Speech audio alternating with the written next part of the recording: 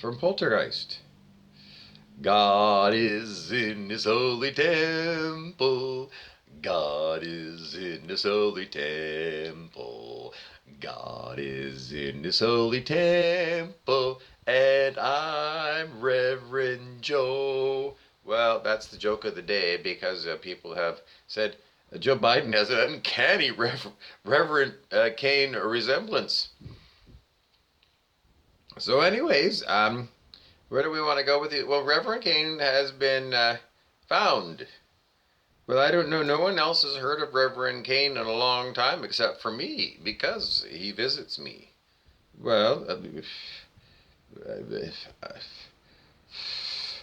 I don't know who hasn't visited me.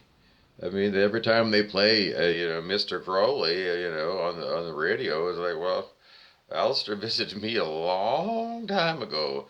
I don't know, 15 years ago. Yeah, he did. So, seriously, I don't know. Got a clearinghouse of people that come to visit me. Anyways, Reverend Kane comes and goes quite a bit, and people are trying to say he's insane. He's not insane. No, he is not. In fact, he's rejuvenated. Reverend Kane has got a mission. I mean, for a long time, I don't know, he's wandering around looking for lost souls, and he's found them. He certainly has. They're you. Reverend Kane has got a mission to all of you, and it's either, well, it's 5D or bust. In other words, you're going to bust because the fifth dimension, 5D, is it's ascension time, it's harvest time.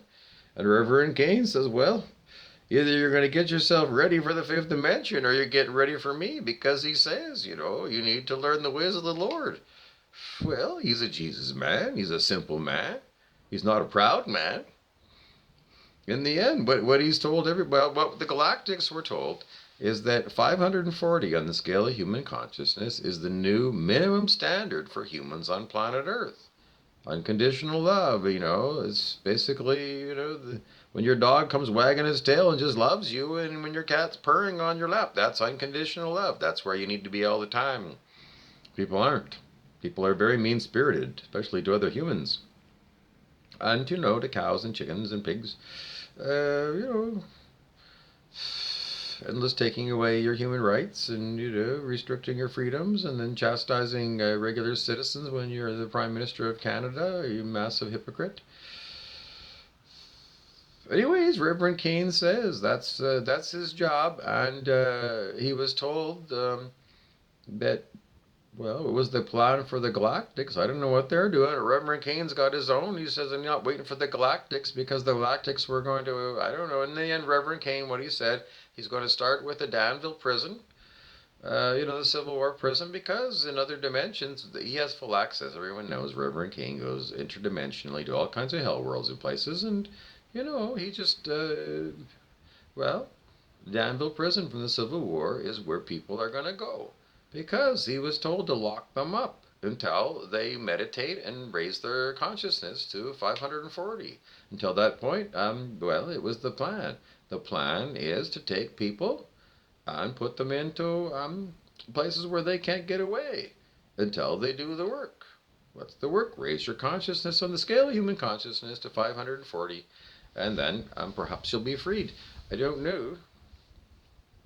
That's just Reverend Kane's plan because he's heard that's what the new standard is, and he's got lots of other plans. But anyways, if you get visited by you know ghosts in the middle of the night, well, maybe you're going to remember Jacob Marley, who visited Scrooge in A Christmas Carol, and he told Scrooge, "Look at me, I'm covered in change, clank, clank, clank, all kinds of chains."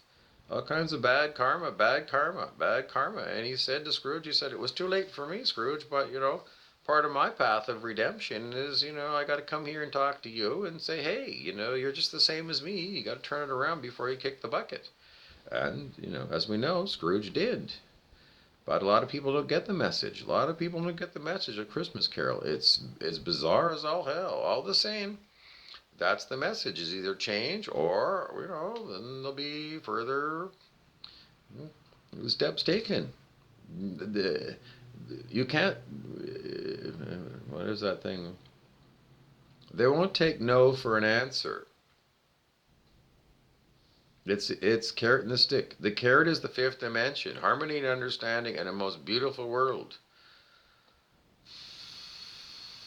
Better world than this? Absolutely.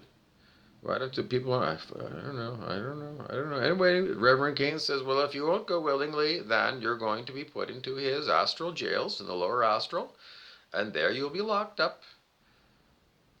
And if you're recalcitrant, like Brent Beeson, then you're going to sit there for 100,000 years.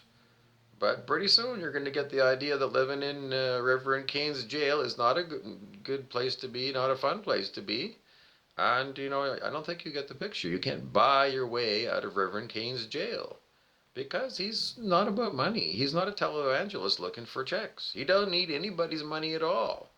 He is a supernatural being and he has got superpowers. And the last thing he needs is, a donation of money. What he wants you to do is go 5D. He says, in the end, that's my mission is to get you up there. And he says, until you get up there, I'm going to scare the pants out of you because there's all kinds of monsters in Poltergeist. And he says, I know all kinds of other monsters. I know monsters everywhere. In other words, while you're sitting there saying you're not going to go and meditate, you're going to sit there and pick your ass and be an asshole. He says, I'm just going to send you. Maybe I'll start off with Jacob Marley and the ghost of Christmas past, present, and future. And then I'm going to send you, I don't know, the Amityville Horror. He says, I've got, who do you want? Norman Bates? He says, there's all kinds of characters from the movies that will send you until you get the picture that, we're going to make your life miserable until you decide you don't want miserable anymore. Isn't it strange? Not really. Reverend Cain says everyone needs a purpose. He said, when I watched the Matrix movie, I saw the Marangovian look at all the people and said, you got to have purpose. And he said, I am one of those purposeful purpose. And now that I've rejuvenated myself, I got an enormous mission. And he says, I'm never going to stop doing my mission because he looks at this vast, vast, vast, vast, vast, and he says it's just full of recalcitrant spirits who refuse to be kind to one another. So, you know, if you don't be kind to others, then you're going to meet Reverend Cain, and he's going to find you, and he's going to show you the penalty for being unkind. In the end, do you want to get ahead of the curve and go to the fifth dimension before these monsters come? From somebody who's attacked by monsters every day, uh, take my advice. Meditate today. Let go. Let go of your Igor the ego, and